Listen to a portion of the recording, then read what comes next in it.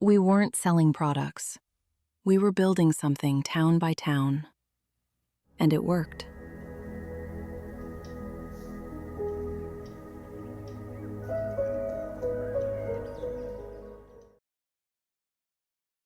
The train leaves Indianapolis just after sunrise, and I am already tired in the way that comes from carrying a week ahead of me. My bag is packed at my feet, samples wrapped, order book tucked in, notes folded where I can reach them quickly. In a few hours, I will be standing at a door in a town that does not know me yet, asking a woman to listen, to trust, to try something new. And if I do my work properly, I will leave that town with more than I arrived with, not just in my bag, but in the network that is slowly, steadily growing.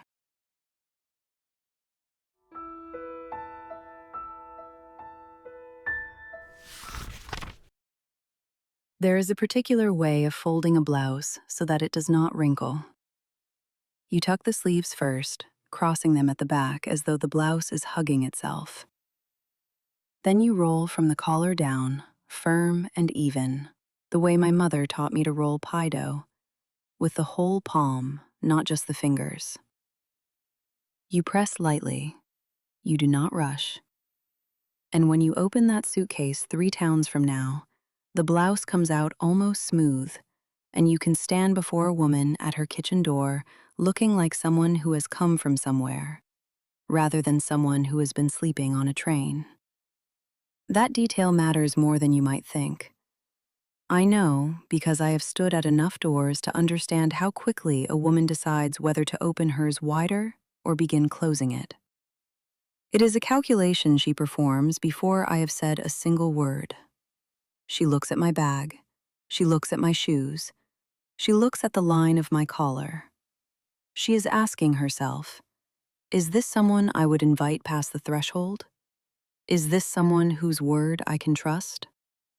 Because what I am selling her is not just a jar of cream or a tin of pomade. I am asking her to believe in a system, a method, a promise that her hair can be something other than what it has been. And you cannot sell a promise if you look like someone who has given up on your own. My name is Lila Johnson. I am 27 years old, and I work as a sales agent for the Madam C.J. Walker Manufacturing Company. I travel between towns. I carry a bag. Let me tell you what is in it. There is the sample kit, which I keep wrapped in its own cloth, tied at the top with a length of ribbon that I retie every morning because presentation is not vanity, it is respect. Inside the kit, 3 jars of the wonderful hair grower, a tin of the Glossine, a cake of the vegetable shampoo, and a small hand mirror that I use during demonstrations so the woman can see the back of her own head. Most women, I have learned, almost never see the back of their own head. They have a general impression of it, gathered from mirrors poorly angled or from what their sisters or mothers told them years ago. The mirror is often the most powerful thing I bring into a room. There is also my order book. Black cover, green ruled pages. I buy them myself, from the 5 and Dime on Market Street in Indianapolis when I pass through, always 2 at a time because I do not like to run out. The order book is where I write down each woman's name, her address, what she purchases, whether she is paid in full or arranged to pay the second half on my next visit. I am meticulous about this. Madam Walker is meticulous about this. She has told us, all the agents she has trained, all the women who have come through her school, that the difference between a business and a hobby is a ledger that you actually keep. There is my Bible.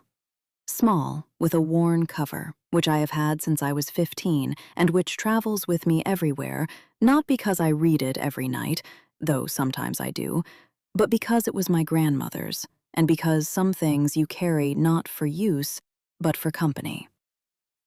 There is a letter from my mother, which I have read so many times the fold lines have gone soft. She wrote it when I first took this position, 14 months ago now. She said, "Lila, I did not understand at first, but I watched you set out with that bag and I thought, she walks like she knows exactly where she is going. Go then. I keep it in the front pocket of the suitcase. I do not need to open it. I know it well enough that just knowing it is there is sufficient. And there is a small notebook, separate from the order book, where I keep other kinds of notes, observations, things that work and things that do not. The name of the woman in Terre Haute whose sister in Evansville might be interested. The church ladies in Springfield who responded well when I began with prayer rather than demonstration. The widow in Columbus, Ohio, whose hair had been left entirely to chance for 3 years because she had no one to help her with it anymore, and who wept a little when I showed her how to use the steel comb, not from sadness exactly, but from something more complicated, from being reminded that her own comfort still mattered. These are the notes Madam Walker cannot read in my order book, but they are, I have come to believe, the actual business. I did not always understand what this work was. When I first heard about Madam C.J. Walker, and I heard about her the way most women in our community hear about things, which is through the particular telephone of church and kitchen and porch. What I heard was that there was a woman selling hair products, a woman who had made her own formula, who had started in Denver with almost nothing, who had moved her operation to Pittsburgh and then to Indianapolis, who was building something that was talked about in ways that seemed almost too large to be true. I was working then at the laundry on 5th Street. 6 days a week, standing over steam, sorting other people's shirts. I was 25, and I was tired in the particular way that young women who are already tired become.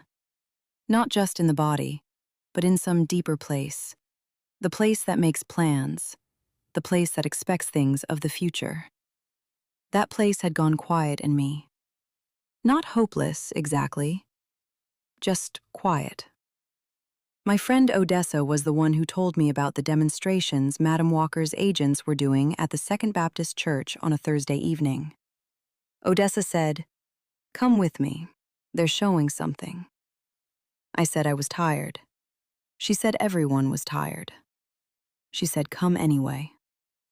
We sat in the 3rd row and I watched a woman named Mrs. Alberta Price demonstrate the Walker method on a volunteer from the congregation.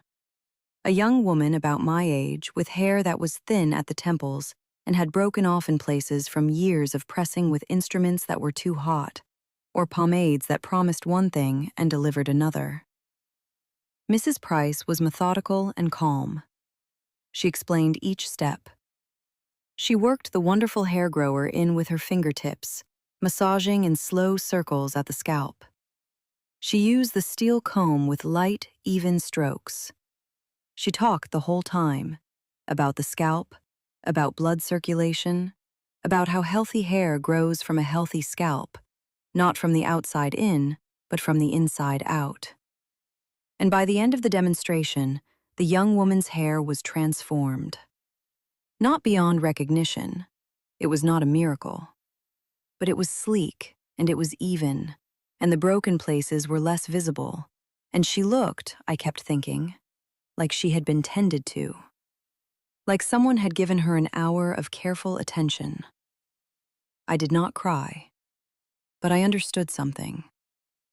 Mrs. Price spoke afterward about the Walker Company's agent program, about how women could be trained in the Walker method and then travel to sell the products and to train other women.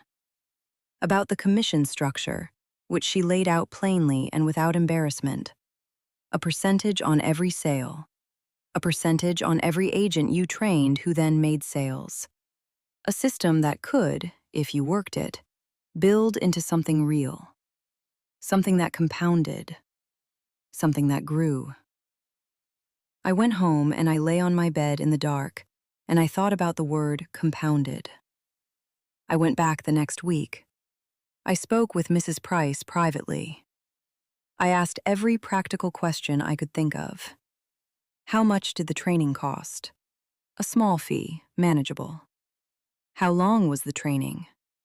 2 weeks at the Walker School in Indianapolis.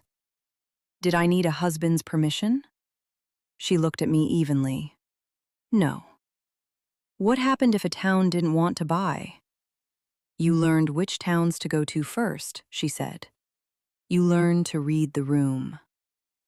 I gave notice at the laundry 3 days later. My mother thought I was making a mistake. My neighbor, Mr. Humphreys, said I was chasing something foolish. The woman who ran the laundry, Mrs. Sykes, said she would not hold my position. I said, "That's all right." And I went to Indianapolis. I will not describe the whole of the training in detail, because it was 2 weeks, and much of it was about chemistry, and about the scalp, and about the proper technique for using each product in the line. And while I find it genuinely interesting, it is a great deal to convey all at once. But there are pieces of those 2 weeks that I carry with me into every room I walk into, and those I want to tell you. The school was in a building attached to the Walker factory on Northwest Street in Indianapolis. The factory itself was something to see. Women working, machinery running, jars being filled and labeled, orders being packaged. Everything smelled of the oils and botanicals in the product line, a scent I associate now entirely with purpose, the way some people associate certain smells with home or with childhood. For me, that blend of coconut and sulfur and something I cannot name is the smell of work being taken seriously. There were 11 women in my training group. We came from different states, 2 from Kentucky, 1 from Georgia, 1 from Tennessee, the rest from Indiana and Ohio. We were different ages, different circumstances. 2 of the women were widows. 1 had never worked outside her home before. 1 had run a small dressmaking business for several years and came to this with a kind of professional calmness that I admired and tried to learn from. Her name was Dolores, and she took notes in a small red book with the same focused attention I imagine a surgeon takes notes with, precisely and completely. We were trained by a supervisor named Mrs. Henrietta Burns, who worked directly under Madam Walker's direction. Mrs. Burns was a tall woman with close-cropped hair and the manner of someone who has heard every possible objection and has thoughtful responses to all of them. She taught us technique. She taught us how to speak about the products, not to oversell, not to promise what could not be delivered, but to describe honestly and let the demonstration do the larger work. She taught us how to keep our books, how to write our weekly reports to the company, how to handle payment disputes without creating bad feeling in a community where we would be returning. She also taught us things that were not in any manual. She taught us to observe whose house had a garden that was kept up versus let go, because a woman who tends her garden tends herself, and a woman who tends herself is more likely to understand immediately what you are offering. She taught us that the best referrals come from women whose results are visible, so always follow up on your best clients first. Make sure their results are showing, because they are your walking advertisement. She taught us that we would encounter in every town at least one woman who would be suspicious of us. Not because of anything we had done, but because someone else had come before us selling something that did not work, and she had parted with money she could not easily spare, and she needed to be met with patience rather than persuasion. She taught us that we were not selling hair products. "You are selling a method," she said on the 3rd day, standing at the front of the room with her hands folded. "A method requires trust. Trust requires time. You are building something in each town you visit, and you do not build it in an afternoon. You build it on your 2nd visit, and your 3rd. And when you have trained a woman there who then sells to her neighbors, you have built something that does not need you to be present to continue. That is the goal. You are planting, not harvesting." I wrote that down in my notebook that night. I still think about it, on the trains, in the dark, between towns. The train from Indianapolis to Muncie takes just over 2 hours when it runs on time, which it does perhaps 3 mornings in 5. This morning, it is 8 minutes behind, which is not enough to trouble anyone. I have learned to make peace with trains. You cannot hurry them. You cannot shame them. You can only sit with your bag at your feet and your order book open on your knee and make use of the time. I am reviewing my notes from my last visit to Muncie, which was 6 weeks ago. 3 clients established, one of whom, Mrs. Florence Garrett, purchased the full starter kit and has agreed to host a demonstration in her parlor on this visit, to which she has invited 5 of her neighbors. That is the kind of visit that can triple in a single afternoon. Mrs. Garrett is, I noted to myself, a woman who does things thoroughly. She told me when I left last time that she had told her sister in Anderson about the Walker products, and that her sister was curious. Anderson is 23 miles from Muncie. I have written down the sister's name, Mrs. Ruth Atwood, and her street address, which Mrs. Garrett provided from memory while I stood in her kitchen doorway with my coat already on. I said, "Are you sure she would want a visit?" Mrs. Garrett looked at me with the particular expression of a woman who is absolutely certain of something. "Ruth has been struggling with her hair for 10 years, she said. She'll want a visit." I add a note beside Mrs. Atwood's name. Confirmed interest via Florence G. Bring full sample kit. Mention Florence specifically at door. This is the work. Not the sales calls themselves, though those matter enormously. The work is in these gaps between. The tracking, the anticipating, the mental map I carry of who knows whom, who might be receptive, who will become an agent herself one day, because she is the kind of woman who doesn't just buy a thing. She wants to understand how it works and whether she could be part of it. Madam Walker built this system with a clarity of vision that I find, the more I understand it, genuinely astonishing. She did not simply create a product. She created a network. Each agent she trains becomes a node in that network. Each woman an agent trains in their own town becomes another node. The products travel through personal relationships, through trust that is already established, through kitchens and church parlors and beauty demonstrations in back rooms. There is no newspaper advertisement that reaches women the way a neighbor does. There is no stranger at a storefront counter who can sell the Walker method the way a trained agent who looks like her client, who understands her client's hair, who can say, "I had the same problem, and here is what I did." No stranger can do that. She designed it this way, deliberately.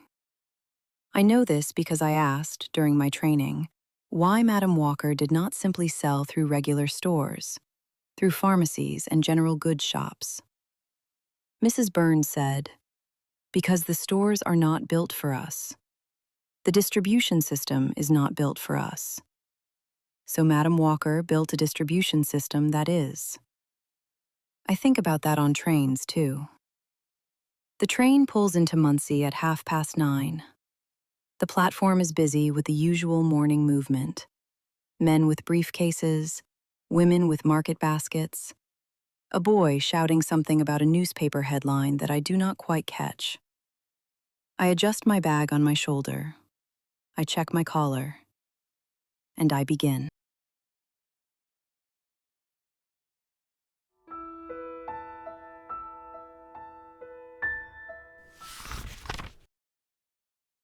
The walk from the station to Mrs. Garrett's house on Vine Street takes 12 minutes if I don't stop, which I don't on this first pass.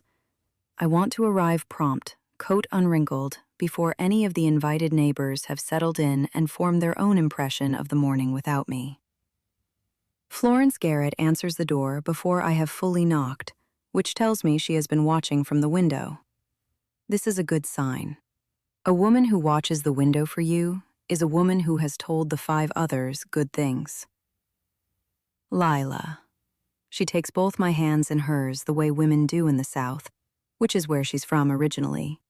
Georgia, she told me on my first visit. Macon, specifically.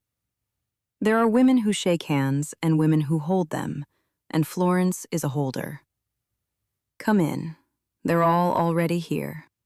Mabel arrived 20 minutes ago, which I told her was too early. The parlor is a medium-sized room with a settee and 3 chairs and a small folding table that Mrs. Garrett has set up in the center, covered with a cloth.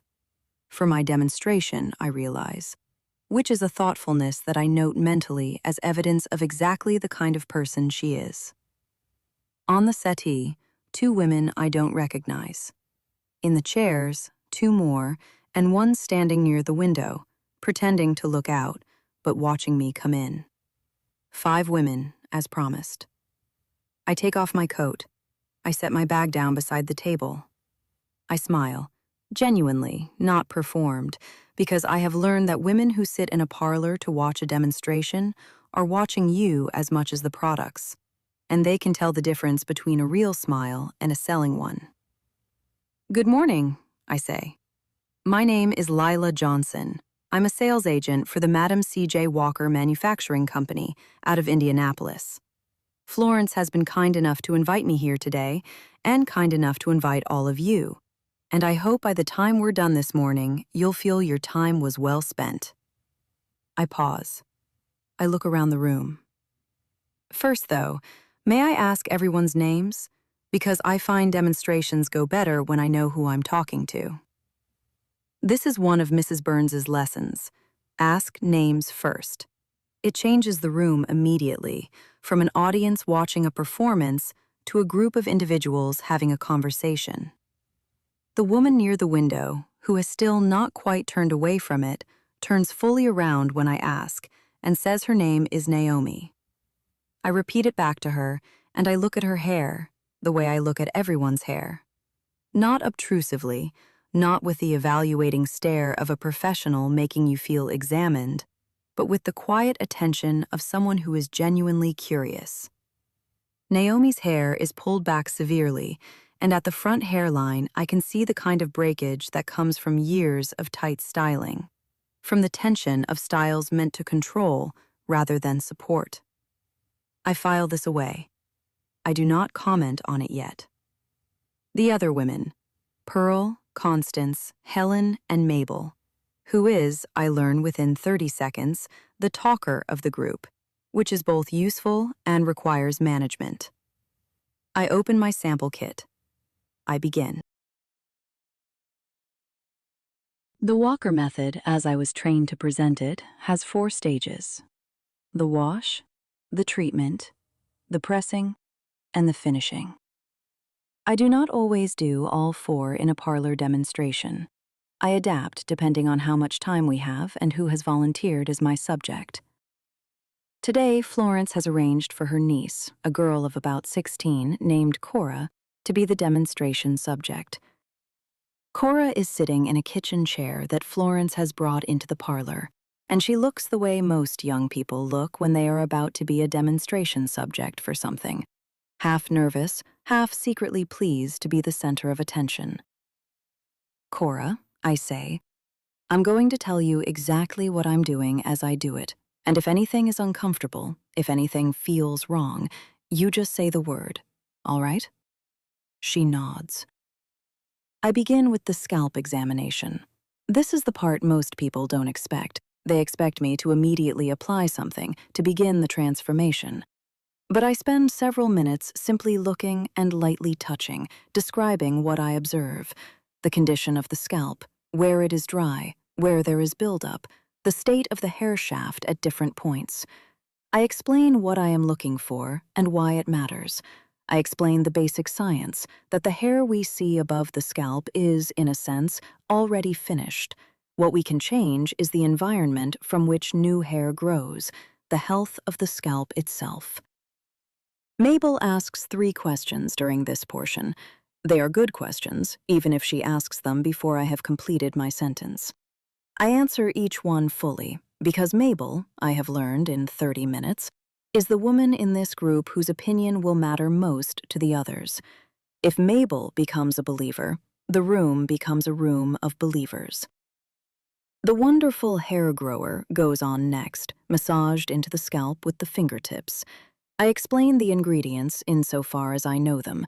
the sulfur, which promotes circulation, the petrolatum base, which seals moisture, the botanical elements that Madam Walker developed through years of experimentation on her own hair, which had suffered from a scalp condition that caused severe loss before she discovered what worked.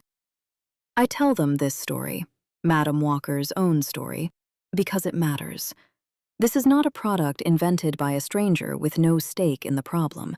This is a formula created by a woman who had the problem herself, who tried everything available, who found it wanting, who went into her own kitchen and began experimenting. Helen says, she made this herself? In her kitchen? She started in her kitchen, I say. She's not in her kitchen anymore. That gets a laugh. The room relaxes. I work through the method.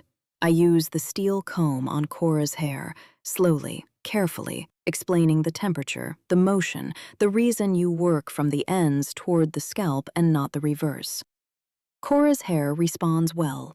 She has the kind of hair that, given attention, repays it quickly and visibly. By the time I finish, the difference is clear enough that Pearl, who has been quiet until now, says simply, "Oh." Just that. Just, "Oh." But it is the kind of "oh" that contains real surprise, real recognition. I hand Cora the small mirror. I angle the large mirror on Mrs. Garrett's wall so she can see the back of her own head. Cora looks for a long moment. "Can I do this myself?" she asks. "That's exactly what we're going to talk about next," I say.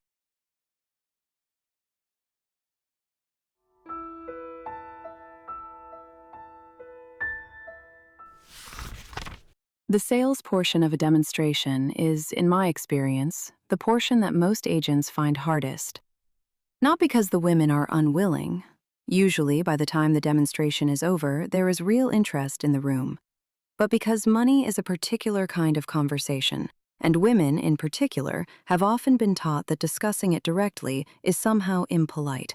And there is a moment of transition from the warm atmosphere of a demonstration to the more concrete territory of what a starter kit costs and what the payment arrangement is. And that transition requires care. I handle it the way Mrs. Burns taught me. I make it a continuation of the conversation rather than a separate thing.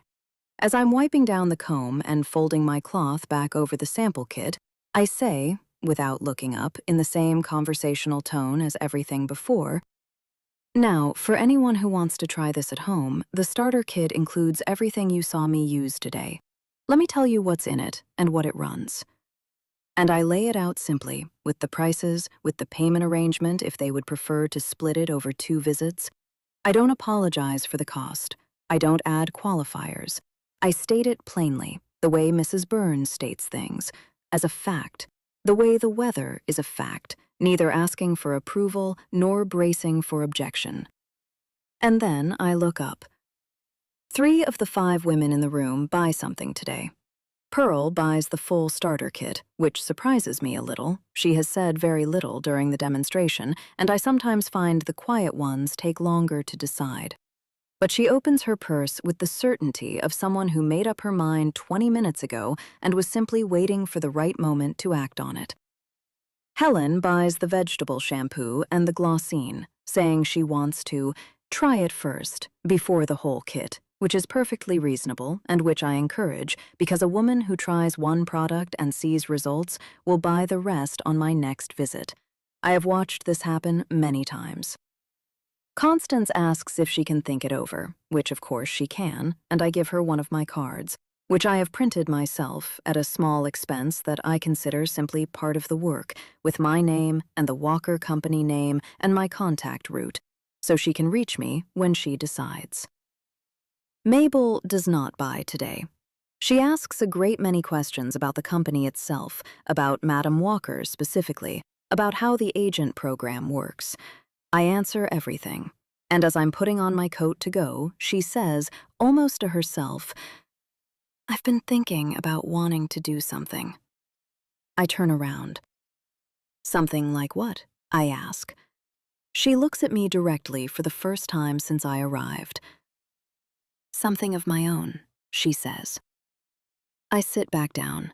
I close my coat. I spend the next 45 minutes talking to Mabel Richardson about becoming a Walker agent. I have had this conversation, or something like it, perhaps 30 times in 14 months. It is almost never identical because the women are not identical. Some come with a business mind already formed, with the instinct for numbers and logistics that makes the practical aspects come naturally. Some come with the instinct for people, for reading a room, for building trust quickly, for remembering names and circumstances and what someone mentioned 6 weeks ago about their sister's trouble. The best agents have both, but most people begin with one and have to work at the other. Mabel Richardson, I can tell within the first 10 minutes, has the people instinct. She has been running a kind of informal information network within her community for years. This is simply what she describes as her life, without calling it that. She knows everyone, she says. She knows who is struggling, who has a little extra, who is ready for something new. She knows the women who would come to a demonstration and the women who would not, and she knows how to reach both. What she lacks is the formal structure, the product, the method, the thing to organize all that knowledge around. The Walker Company provides all of that, I tell her. The training is in Indianapolis, 2 weeks. It costs something, but you recoup it quickly if you work it. And you don't need to travel like I do if you don't want to. Some agents stay in their own town and build there. There are women who have made more money in a year than they made in 3 at whatever they were doing before, without leaving their own county. I'm not afraid of traveling, she says, and from her tone, I believe her. I tell her about the commission structure, about the training, about the weekly reports to the company, about Madam Walker herself, because the person at the center of this enterprise is not just a name on a label, and I think people should know that.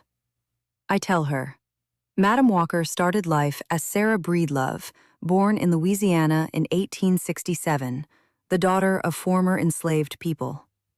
She was orphaned by 14. She married young. She was widowed at 20. She moved north. She washed other people's clothes for years. She had nothing that the world outside her community would have recognized as a resource. And she built. Through the formula she developed, through the method she refined, through the network of women she trained and trusted, she built something that is, right now, operating out of a factory in Indianapolis with agents in cities across the country. And she did it without a bank that would lend to her, without investors who saw value in her idea, without any of the systems that men with money use to start businesses. She built a parallel system, and she invited us into it. Mabel listens to all of this without speaking. Then she says, "How do I start?" I give her the address of the Walker School. I write it in her hand, not on a card, in her hand, because the card might be lost. I tell her to write to the company and that I will also send a note of introduction on her behalf, which I will honor tonight on the train. I shake her hand. Florence Garrett, who has been listening from the kitchen doorway, says, "Mabel, I knew you would." Mabel Richardson gives a short laugh that is half surprise, half recognition, the laugh of someone who has just been seen. The train from Muncie to Anderson departs at 4:45. I am on the platform at 4:30, which gives me 15 minutes to write 3 things in my order book before the light goes bad. Pearl's purchase, Helen's purchase, Constance's information for follow-up, and the note about Mabel. I also write, in my separate notebook, something less quantifiable. Florence's parlor. Good room, good trust. Cora's hair took the method beautifully. Mabel R. Follow-up in 3 weeks. Training enrollment. Instinct for people. Ready. The train is on time today. I find a window seat on the left side, which is my preference. I like to watch the countryside go dark. The farmhouses become small orange squares in the distance, the trees turning to silhouette. There is something in this particular light, the hour just after sunset, when the sky is still pale at the horizon but dark overhead, that makes me feel the size of the country, the size of what we're moving through and building in. It is 1912. The papers are full of things I mostly read on platforms and in waiting rooms. There was an election last year, a complicated one. 3 men splitting the vote in ways that ended as such things end. The country is, depending on who you ask, either progressing rapidly towards something better or failing to progress quickly enough towards something that has always been overdue. In the towns I travel through, both of these things are true simultaneously. I have learned not to expect the country to be one thing. It is many things at once, and the part that concerns me most is the part I can reach. What I can reach is a woman at a kitchen door. What I can build is the thing I am building. A few names at a time, a few towns at a time, a commission in my order book and a referral in my notebook, and a woman who might become an agent herself, who will then reach women I can't reach because she is already there, because she already belongs to that community, because trust doesn't need to travel from Indianapolis to transfer. It just needs to already live in the right hands. I watch the farmhouses go dark. I close my order book. I sleep.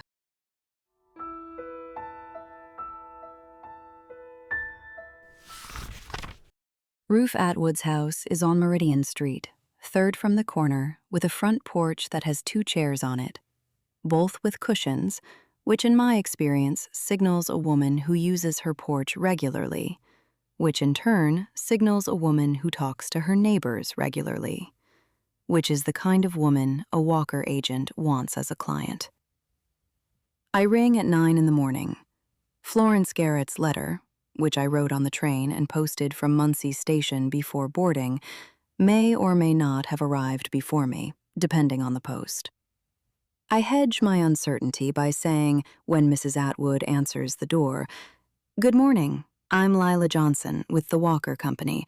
Your sister Florence in Muncie suggested I call on you. She thought you might be interested in what I carry."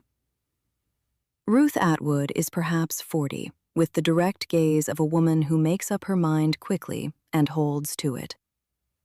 "Florence wrote to me last week," she says. "I've been expecting you. Come in." Florence Garrett, once again, has been thorough.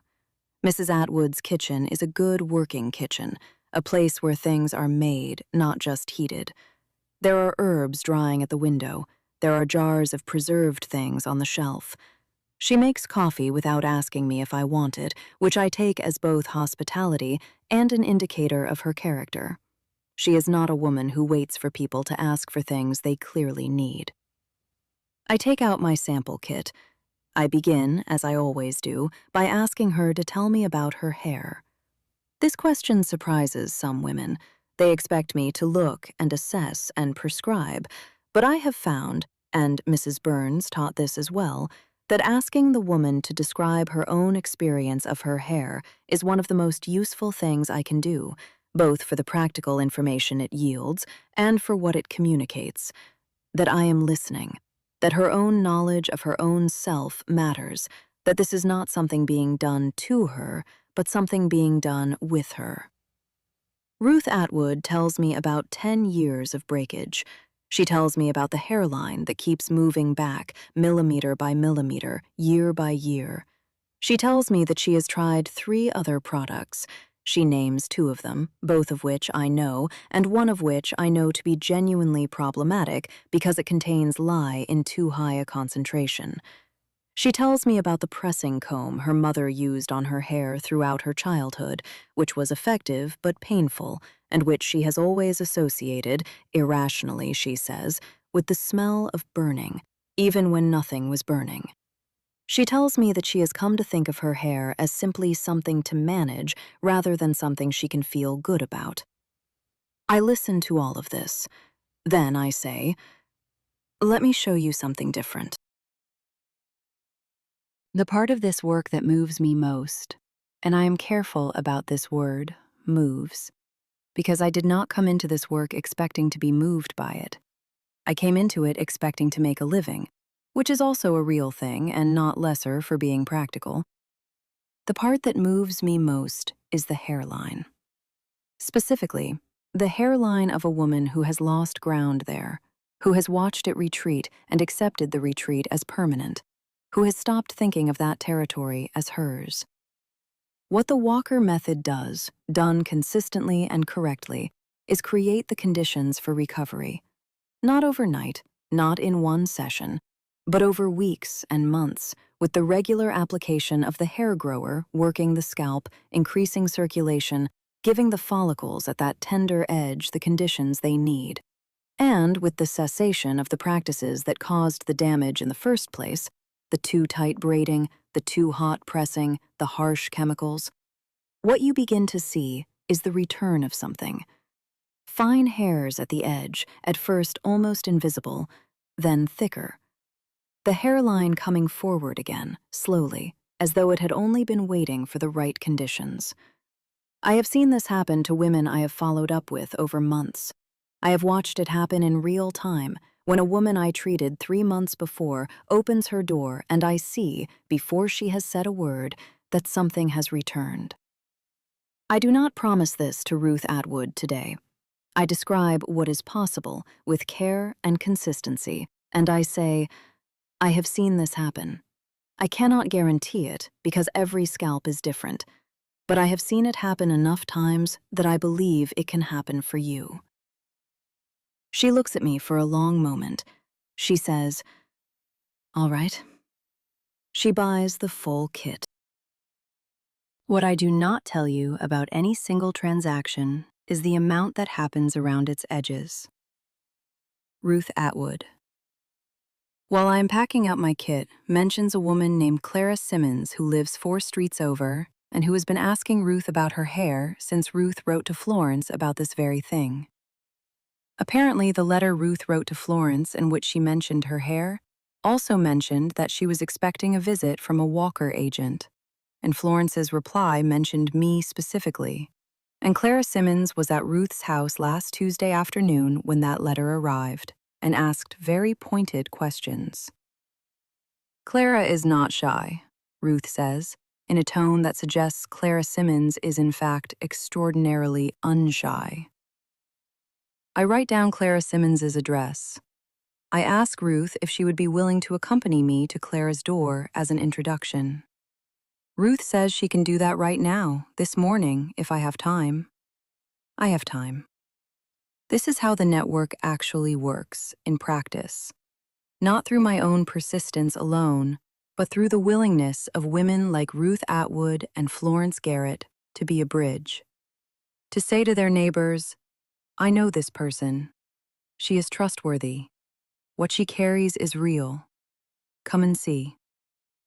The agent is the introducer of the method, but the client becomes the introducer of the agent. And in communities where trust is the primary currency, where there is good reason to be cautious about strangers offering things, where experience has made women appropriately skeptical of promises, having a known neighbor say, I vouch for this, is worth more than anything I could accomplish on my own.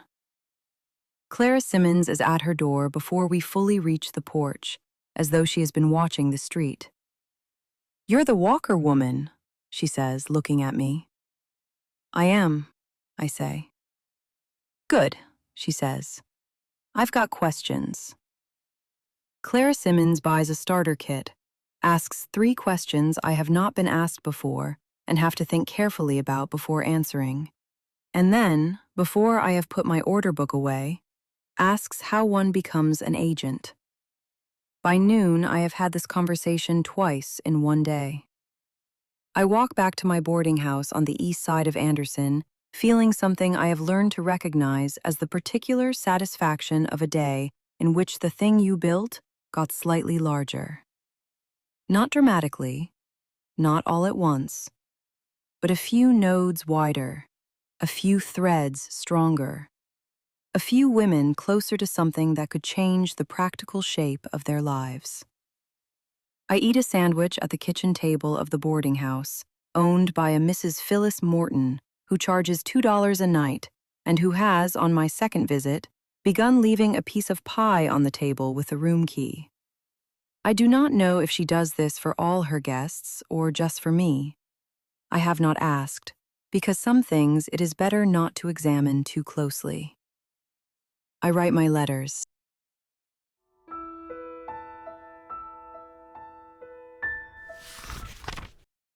People ask me about her constantly. This is, I think, one of the most important parts of this work.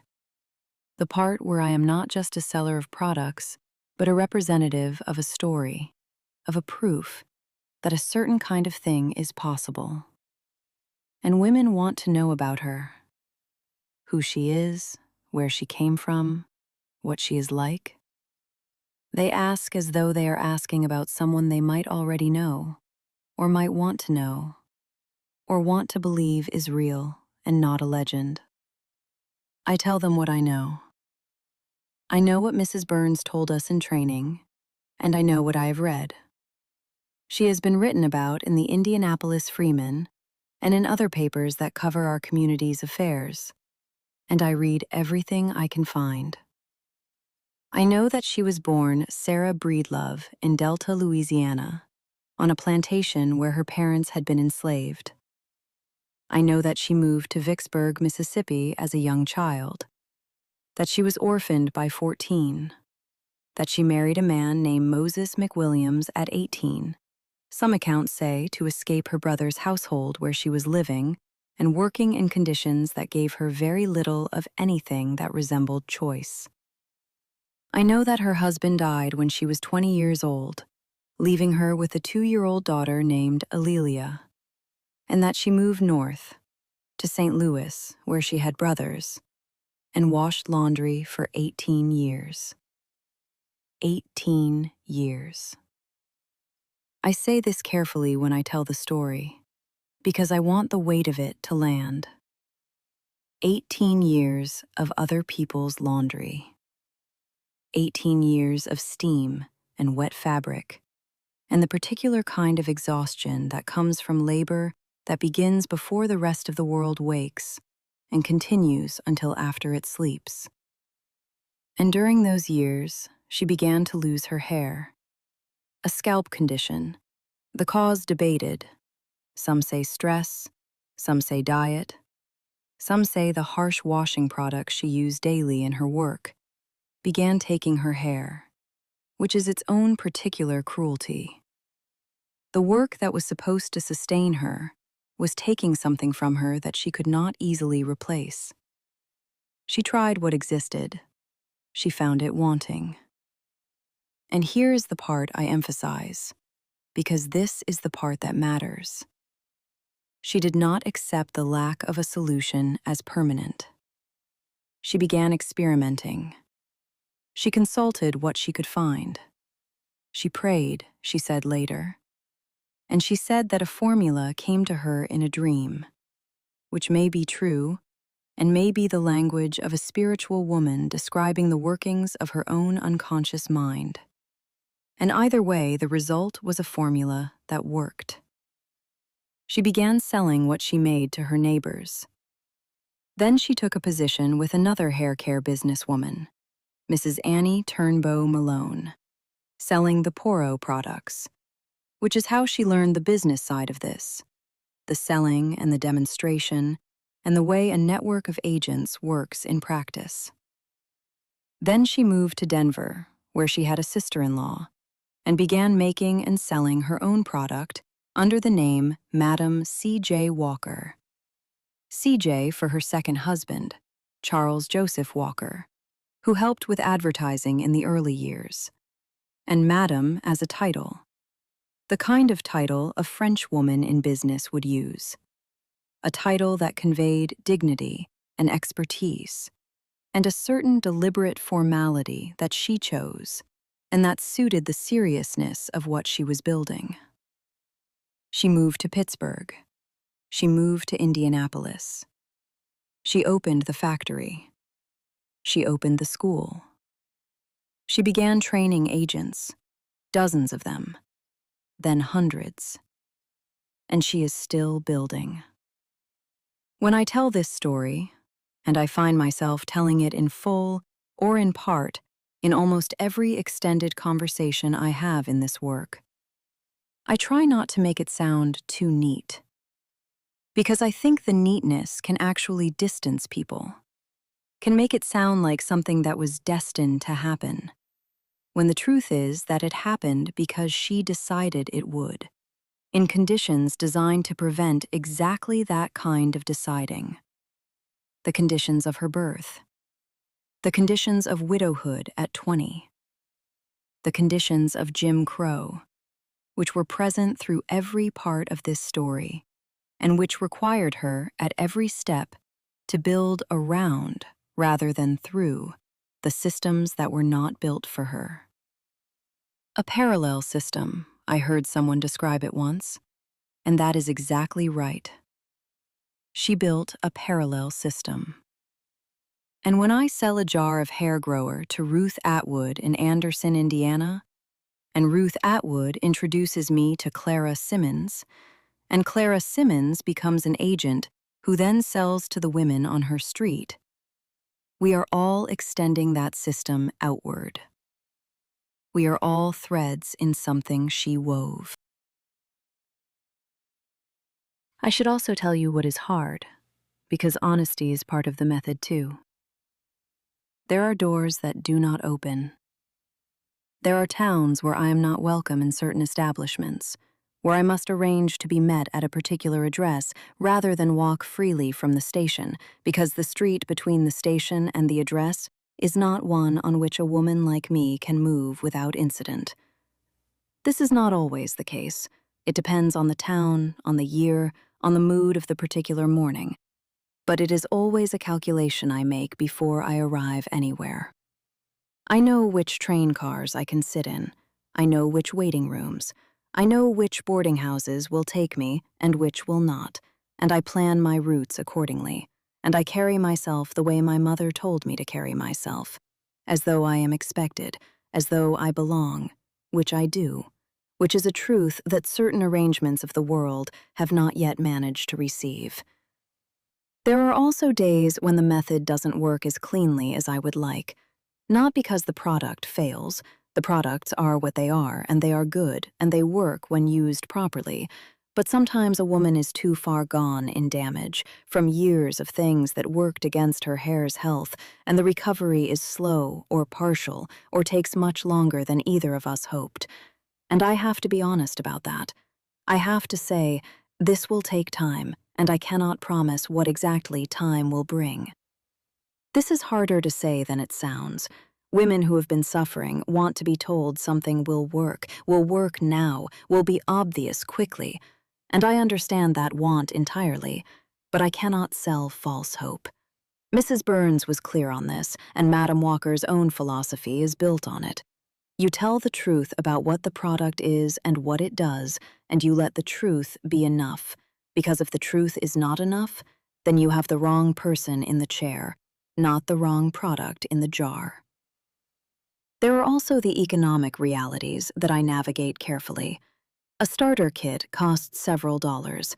For some women I visit, that is not a small sum. It is a planned expenditure, a thing considered carefully over days. And there are women I meet who want what I offer and simply cannot yet afford it. And for them, I describe the individual products, the single jar that costs less, the one thing they can start with and build from.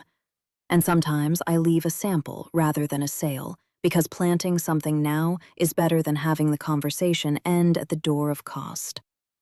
I have also, twice, left product with a woman on trust. No order book entry, no payment, just, here, take this, use it for 3 weeks, and when I come back, we will talk about it. I did not ask Mrs. Burns about this practice, and I do not report it as a business action, because it is not. It is a human decision, made in the moment, for reasons that are not quantifiable. Both times I have done this, the woman has been waiting for me on my return visit with money in hand and two neighbors she wanted me to meet. I have thought about whether this is sound practice, and I have concluded it is, for the particular kind of business I am in. This business runs on trust. Trust is not built without risk. You take the risk that is proportional to what you are building. I stay in Anderson through Sunday. This is not always my pattern. Sometimes the route requires moving town to town without a day's pause.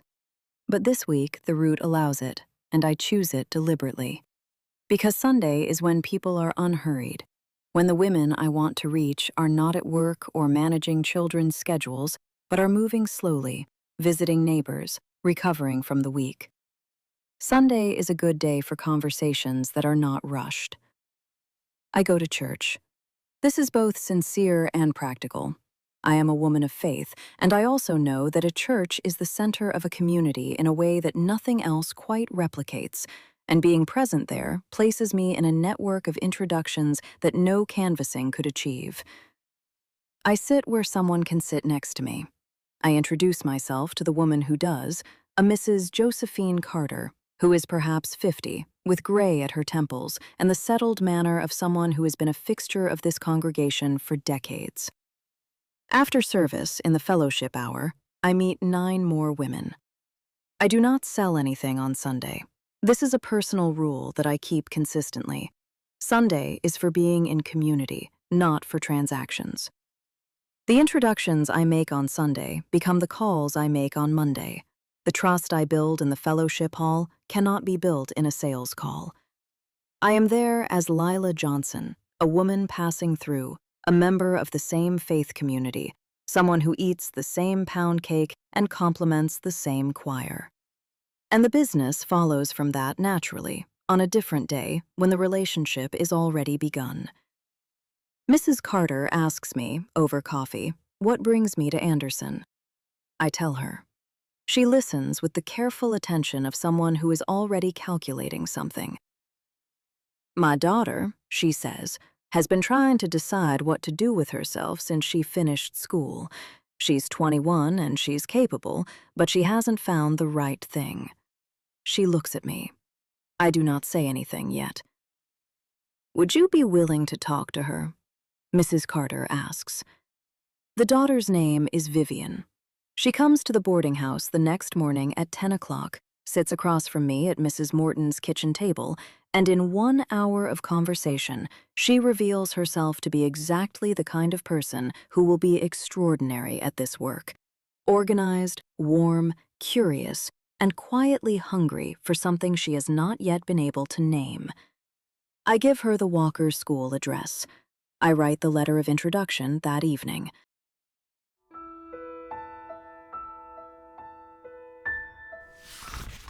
Every week, I write to the Walker Company office in Indianapolis. The letter has a standard form: my sales figures, my expenses, my route for the following week, any supply requests.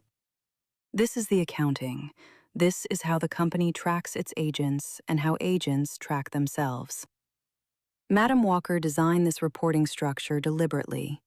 She wanted to know what was happening in the field, wanted to stay connected to the reality of each town, each community, each agent's experience. She reads these reports, or her staff does, and there is a culture of response, of letters coming back, of acknowledgement, of occasional notes from Madam Walker herself that are brief and direct and carry the particular quality of communication from a person who respects your time. I received one such note, 8 months into my work, in response to a report in which I had described a new approach I was trying in smaller towns, beginning with church introductions on Sundays rather than canvassing door to door, building community presence before business presence. The note came back in a plain envelope with the Walker Company letterhead, 3 sentences long. Miss Johnson, your approach in smaller communities is sound and worth sharing. Please describe it in detail in your next report so that we can circulate it to other agents in similar territories. Keep going. That's all it said. 3 sentences, and then her signature. C.J. Walker. I kept the letter. It is in my bag, in the front pocket next to my mother's letter. 2 documents that tell me to keep going. My report this week describes the Muncie demonstration, Pearl's purchase, Helen's, Constance's open inquiry, the conversation with Mabel Richardson, who I believe will enroll in training. It describes the Anderson calls, Ruth Atwood and her full kit, Clara Simmons and her interest in the agent program, Vivian Carter, who I hope will become one of the finest agents in this region within 2 years. It describes the church connections, the introductions, the terrain of the community. Then it describes what I have been trying to put into words for several weeks and have not yet managed satisfactorily. The work in smaller communities grows differently than in cities. In cities, an agent can move quickly. There are more women, more connections to make, more demonstrations in a week. In smaller towns, the growth is slower, but in some ways more durable. When a woman becomes an agent in a town of this size, she is not one voice among many. She is the Walker presence in that community. The relationship she builds is not with a segment of a market, but with people she sees in church on Sunday and whose children she knows by name. I believe we should think carefully about which women we train in these smaller territories, because they will be more than agents. They will be, in effect, the company's entire relationship with that community. I do not know if this observation is useful, but I write it, because Madam Walker has asked us to report what we see, not just what we sell. The train from Anderson to Fort Wayne departs on Tuesday morning at 7:15. I am on the platform at 7 o'clock with my bag, my order book, my separate notebook with its accumulation of names and observations, and the slow cartography of a network being built, one conversation at a time. There is a woman on the platform, perhaps 35, with a good coat and an expression of someone who has been traveling long enough to be past the novelty of it. She is watching the tracks. She has a bag not unlike mine, professional in size, worn at the handle and the way bags get worn when they are actually used. We board the same car. We sit not next to each other but across the aisle, which in the configuration of this particular car puts us at conversational distance. After about 20 minutes, she looks over. "Walker agent?" she says, nodding at my bag. I look at her. "How'd you know?" I ask. "The way you pack the bag," she says. "You can tell. There's a particular way." She smiles. "I'm Josephine Hill, Akron Territory." We shake hands across the aisle. "Lila Johnson," I say. "Indiana and Ohio." Josephine Hill is heading to Fort Wayne to do exactly what I am doing. Advance the network, train a new recruit she's been corresponding with for 2 months, follow up on clients from her last visit 6 weeks ago. She has been an agent for 2.5 years, which makes her one of the more experienced agents I have encountered. We talk for the next hour and 40 minutes, which is the length of the journey to Fort Wayne, and the conversation is one of the most useful I have had in this work. Not because she teaches me anything I don't know exactly, but because talking to another agent is talking to someone who knows the specific texture of this life. The boarding houses, the train schedules, the moments when a parlor that was cold 15 minutes ago becomes warm. The particular discipline of maintaining your ledger when you are tired. The strange and specific satisfaction of watching a woman who had given up on something see it begin to return. We compare notes on towns we've both worked, which is itself a kind of professional exchange. She has been to Kokomo. I have not yet. And she has thoughts about the community there, about who the key connectors are. I have been to Terre Haute and know things about that community that she doesn't. By the time the train pulls into Fort Wayne, we have exchanged a full accounting of our collective observations on 6 towns and agreed to write to each other with updates going forward. It would be useful, she says simply, to not work in isolation. I agree. It occurs to me, as we step onto the platform and go our separate directions, she east, I north, that this, too, is part of what Madam Walker built. Not just the training, not just the products, not just the system of agents and commissions, but the identity. I am a Walker agent. Josephine Hill is a Walker agent. We recognized each other on a train platform in Indiana from the way we pack a bag, and we spent the journey building something together that will continue in letters when the journey ends. We are part of a community with each other, not just a commercial enterprise. There are hundreds of us now, moving through hundreds of towns. There will be more. Fort Wayne is larger than Anderson and smaller than Indianapolis, with a feel that is somewhere between industrial city and market town. It has enough size to have complexity, but not so much that the community networks are diffuse. I have been here 3 times before. I have 7 established clients and a growing list of referrals.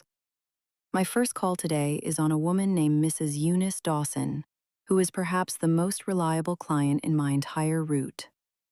I say reliable not just in the sense of purchasing consistently, though she does, but in the sense of being the kind of presence in a community whose word carries weight.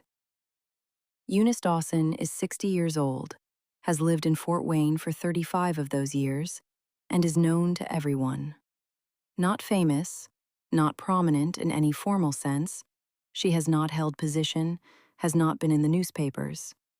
She is simply someone whom every woman in the church, in the neighborhood, on her street, has come to over decades when they needed something, or wanted advice, or were trying to decide.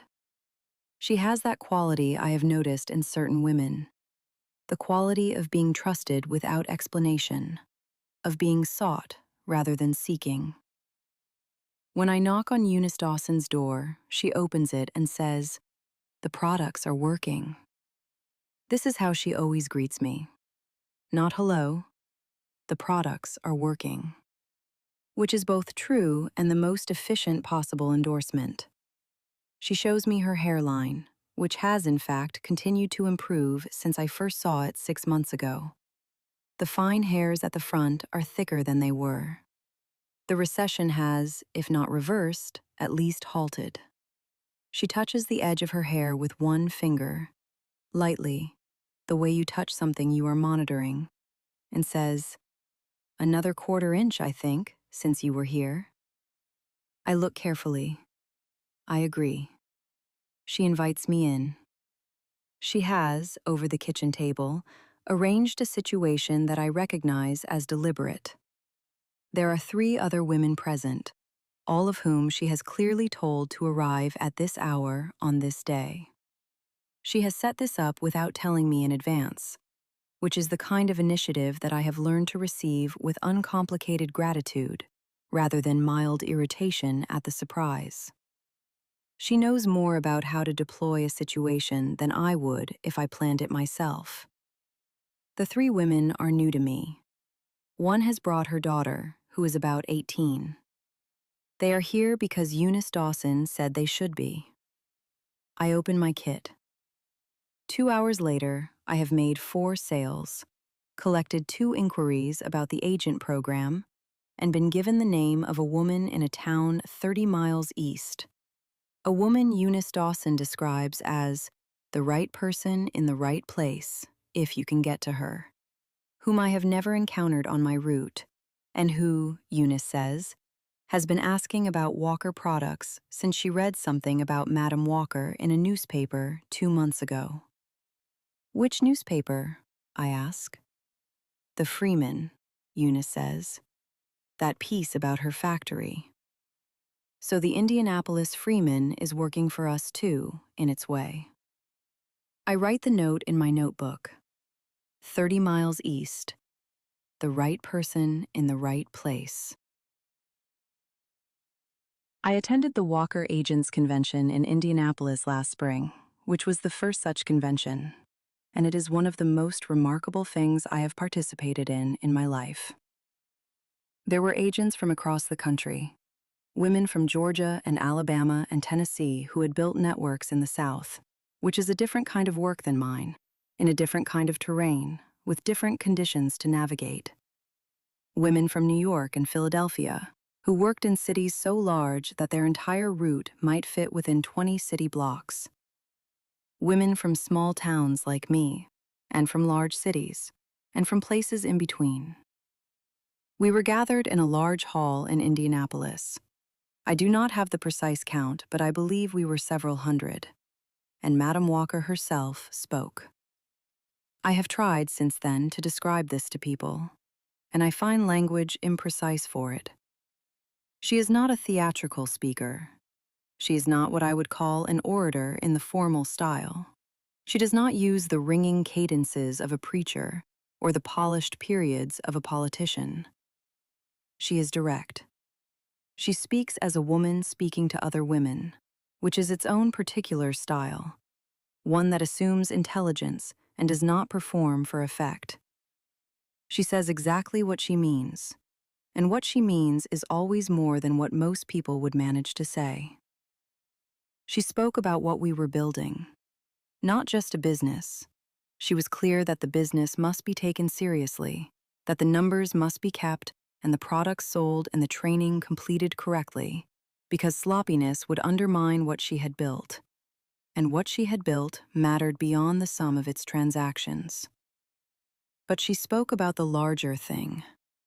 She spoke about what it means for a Black woman in this country to have an income that no one can take from her, that does not depend on the goodwill of an employer who may not extend it, that grows when she grows it, and contracts only when she fails to tend it. She spoke about economic independence as a form of freedom that was available now, in the present, within the constraints of the present, without waiting for those constraints to lift. She said, "I am not satisfied with doing what no other woman of my race has done. That is good, but it is not enough. I want to do more than that." She said that the money we made, each of us in our territories, in our towns, was not just ours. It was evidence. It was proof. It was the demonstration, in the most practical possible terms, that what she had always believed was true, that we were capable of building, capable of leading, capable of owning something, capable of training others, capable of being the ones who set the terms. She said, "I got my start by giving myself a start." I wrote that in my notebook. I think about it on trains. I got my start by giving myself a start. There is no more compressed description of the whole enterprise, of everything she built, and everything I am a small part of. It is Friday afternoon in Fort Wayne, and I am at the last call of the week. This one is a follow-up on a woman named Mrs. Della Patterson, whom I first called on 4 months ago, and who has been using the vegetable shampoo and the hair grower since then. She was skeptical at first, not unkindly, not dismissively, but with the measured skepticism of someone who has been sold something that did not work before and will not be moved by enthusiasm alone. She wanted to try one product, evaluate it, and decide from there. I respected that entirely. I did not oversell. I said, "Try the shampoo for a month. If it does what I've described, we'll talk about the hair grower. If it doesn't, I will not come back and ask you to try anything else." She tried it for 6 weeks, waited an additional 2 weeks out of further caution, and then wrote to me via my contact address in Indianapolis, asking me to return. Today she is at the door before I fully reach the porch, which has become, on this trip, a reliable indicator of something good waiting inside. She opens the door and says, without preamble, "My husband noticed." This is significant. I do not say this because men's opinions are the measure of anything, but Della Patterson had told me on my first visit that her husband had made comments, not unkind, she said, but noting things, about the state of her hair, about the way it looked. And those comments had contributed to the particular quiet distress she carried when she first opened her door to me. The fact that her husband has now noticed a change, that he has said something in the way that people who have been critical notice when the thing they were critical of improves, sometimes without being able to help themselves, this is meaningful to her. I can see it in the way she says it. Not triumph. Something quieter than triumph. Satisfaction. I come in. Her hair has improved considerably. The dryness is gone from the visible portions. There is a quality to it, difficult to describe except as present, as occupying its space with some kind of ease that was not there 4 months ago. She buys the full kit today, every product in the line. She also asks, while I'm writing up the order, whether I know of any training that might be available. Not for her, she clarifies quickly. For her niece, who is 23 and at loose ends, which I have come to understand as the particular phrase this generation of women uses when they mean capable, underused, waiting for something that hasn't been offered yet. I give Della Patterson the address of the Walker School. I write the letter of introduction on the train that evening. This is the 6th letter of introduction I have written this week. 6 women, pointed toward something. I am on the train home to Indianapolis. It is a longer run, nearly 4 hours, and the light is already going by the time we clear the outskirts of Fort Wayne, the low orange light of late afternoon in October making the fields look warmer than they are. I have my order book open on my knee, and I am tallying the week.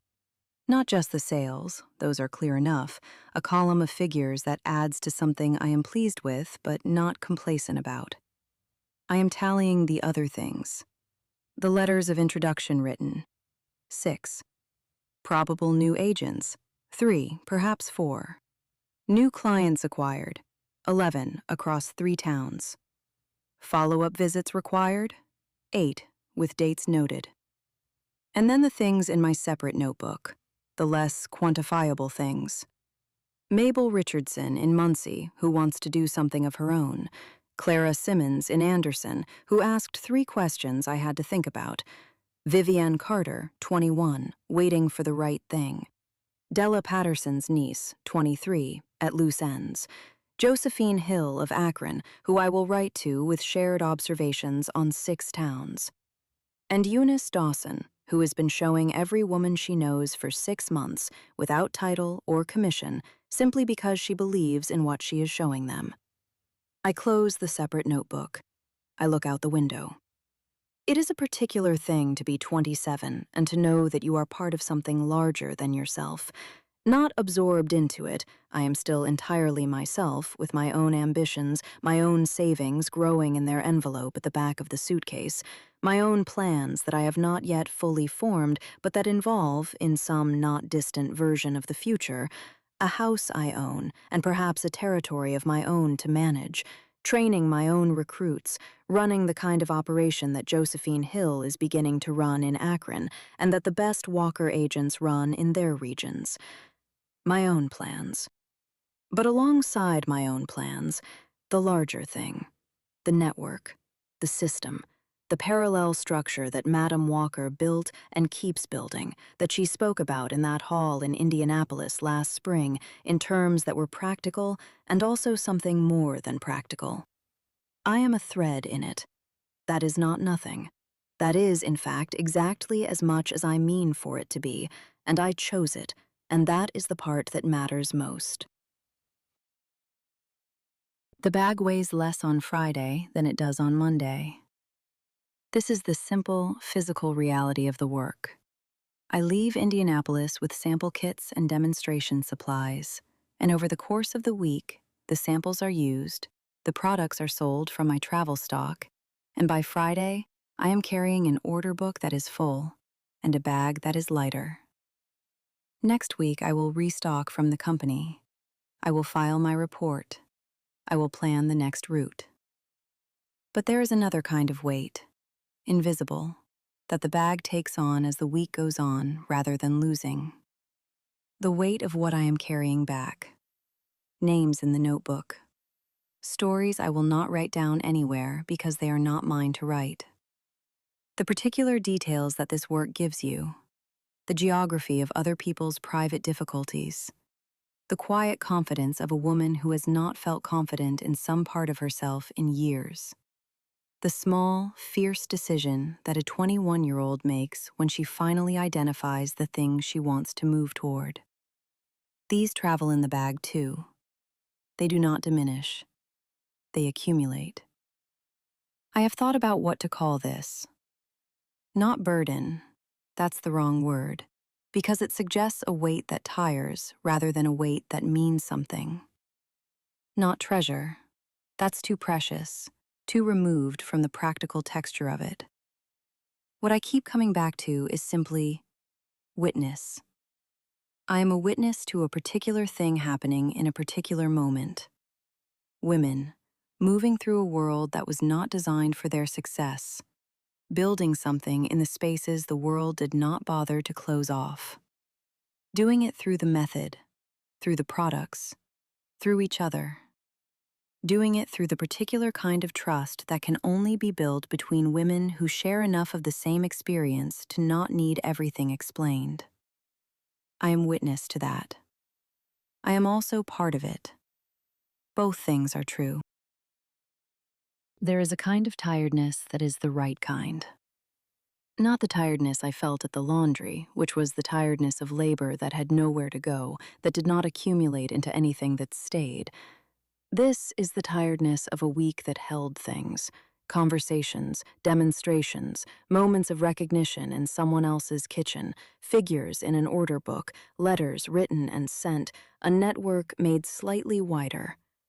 It is a tiredness you can put down and rest from and come back to on Monday with the energy renewed, because what you put down is not a burden but a project, and a project waits for you. I set my order book on the seat beside me. I set my notebook on top of it. I lean my head against the glass. Outside, the farms and the small crossroad towns move through the dark. A lit window here, a water tower, a cluster of houses at a junction that probably has a name I have not learned yet. The country at night becomes its own kind of abstract, a series of lights in the dark that might be anything, that contain, behind each window, some particular life I know nothing about and will never know anything about. The man at the depot, the woman at the second-floor window who is probably awake because of the baby, the old couple on the porch who are always on the porch in my imagination because I have passed enough porches to know that some people are always there. All those particular lives. I am 27. I carry a bag. I travel between towns. I carry, in that bag, something that works, a method, a formula, a system built by a woman named Sarah Breedlove who became Madam C.J. Walker and who built something that did not ask permission because permission was not available, and she decided that was all right, that the absence of permission was not the same as the absence of possibility. She built a parallel system. I am one of its threads. I close my eyes. The train moves through the dark, south and west, toward Indianapolis, toward the factory on Northwest Street with its smell of oil and botanicals and purpose, toward Monday and a new route and a bag restocked and a week of doors I have not yet knocked on and women I have not yet met and a network that will be, by the end of that week, slightly larger and slightly more itself. Not finished, never finished, just growing.